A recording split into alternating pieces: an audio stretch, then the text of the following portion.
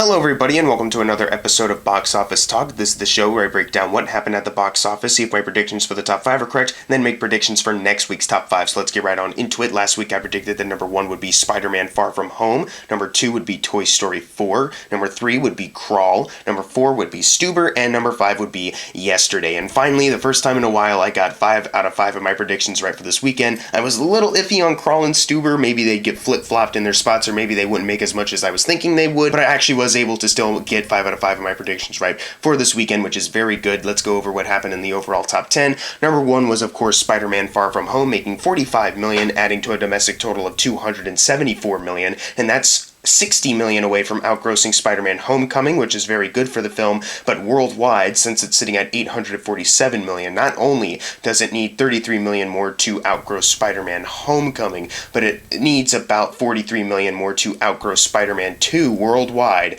as the highest grossing Spider-Man film, and I think we're definitely going to see that. There's no way it's slowing down right now. It's definitely going to happen, and I think that'll eventually build up to this film being the first Spider-Man film to hit $1 billion worldwide, which is just such fantastic news to think about. I think domestically it might also have a chance of being this highest grossing Spider-Man film, which is just another really great exciting thing to think about, that after so long we've never really had a Spider-Man film reach $1 billion, which may seem hard to believe, but it's looking like Far From Home is finally going to break that record, which is fantastic. Number 2, we have Toy Story 4 making $20 million, adding to a domestic total of $346 million. Not only does this get it into the top 5 of the highest grossing Pixar films domestically, where Incredibles 2, Dory, Toy Story 3, Inside Out are, but it also just needs $69 million more to outgross Toy Story 3, where it will then rise up in the ranks of the highest grossing films, which is very exciting to think about for this movie. Worldwide, it is sitting at $771 million, and it needs $296 million more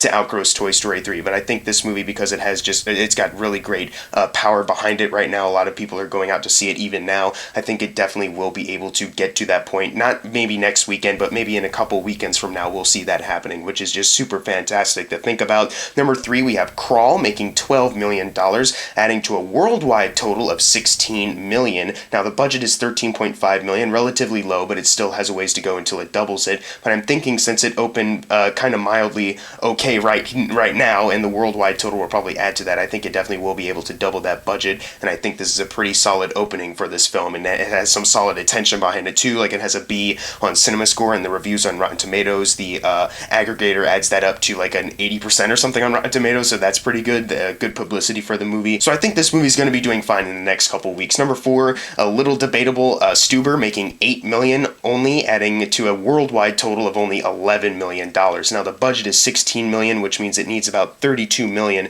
to be considered a success. The fact that it only opened at 8 and worldwide the difference isn't that major, I really don't see this movie doing all that well. I don't see it really doubling its budget, which is a big shame to think about because you have some big stars here, and they were trying to promote this as much as possible, but it's looking like it's not going to get to that point. It did manage to get into the top 5 though, so that's pretty good at least, sort of. Number 5, we have Yesterday making $6 million, adding to a domestic total of $48 million, and worldwide it is sitting at $80 million. So it's doing pretty well for itself. It's about to hit $100 million worldwide if it is able to make $20 million by like next weekend or the week after, which is pretty good for the movie. Even if you think it's mediocre, kind of like myself, it is still good to see a movie that is actively doing okay at the box office currently. Whether, once again, like to repeat what I said from last weekend, whether this has to do with the AMC Artisan project thing they have going on, I have no freaking idea, but hey, at least they're making some money right now. Number 6, we have Aladdin making $5.8 million, adding to a domestic total of $331 million,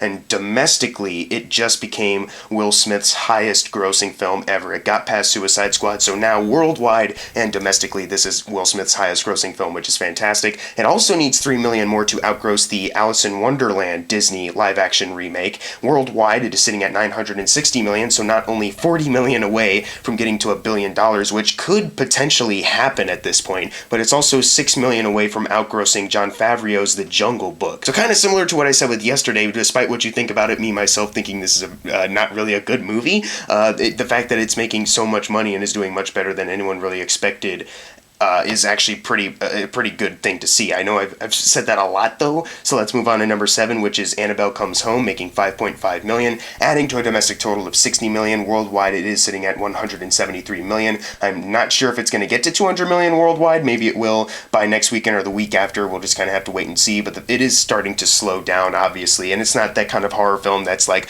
magnificent and everyone's going to go out in droves to see it. It is kind of a simple, kind of just fun B horror film, so it's getting the attention that I think it kind of deserves right now. At least it managed to outgrow The Curse of La Llorona, though, that's got to be something to be proud of, right? Number 8, we have Midsommar, making 3.5 million, adding to a domestic total of 18 million. It needs 2 million more to double that $10 million budget, so hopefully by next weekend we will be seeing that happen. It is a little disappointing for someone like me who really loved Midsommar and really was surprised by the success of Hereditary to see this movie not doing as well after it opening up last weekend and not even entering the top 5, which was a little disappointing, to now it dropping to 8, and it potentially is kind of losing its steam. That's got to be a little disappointing, but hey, it's 2 million away from doubling its $10 million budget, so that's good enough for me, I guess. Number 9, we have The Secret Life of Pets 2, making 3.1 million, adding to a domestic total of 147 million. Worldwide, it is sitting at 298 million, so 2 million away from getting to 300 million worldwide, which is pretty good, even though it's still, once again, that's not going to get it anywhere